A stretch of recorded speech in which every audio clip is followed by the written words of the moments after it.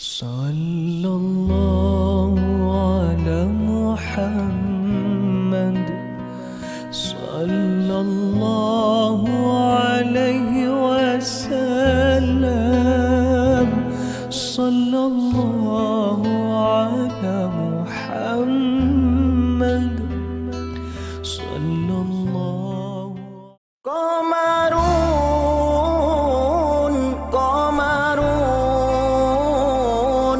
Qamarun sidna nabi qamarun wa jamil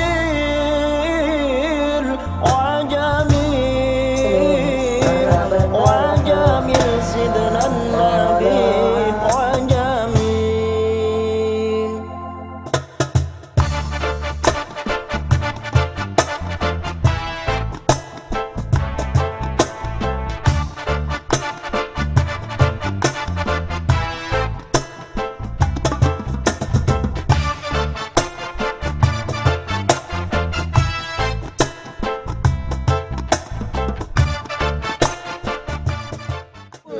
Assalamualaikum warahmatullahi wabarakatuh. Alhamdulillah wassalatu wassalamu ala Rasulillah wa ala alihi wa sahbihi wa mawalah. Amma ba'du.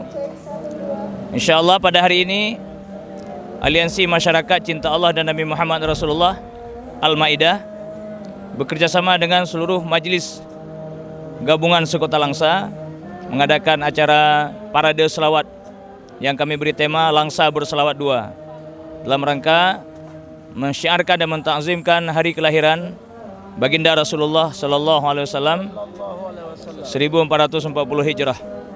Di acara pada hari ini kita akan mengelilingi kota Langsa sembari mengajak kaum muslimin dan muslimat khususnya kota Langsa untuk memperbanyak untuk lebih mencintai Rasulullah dengan momentum bulan Rabiul Awal ini, untuk kita menghidupkan sunnah-sunnahnya dan tentunya dengan melaksanakan segala perintahnya dan meninggalkan segala larangannya.